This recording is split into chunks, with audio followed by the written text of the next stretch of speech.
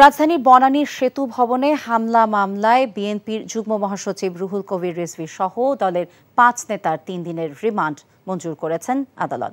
বৃহস্পতিবার বিকেলে শুনানি শেষে ঢাকা মেট্রোপলিটন ম্যাজিস্ট্রেট মোহাম্মদ শেখ সাদির আদালত এই আদেশ দেন।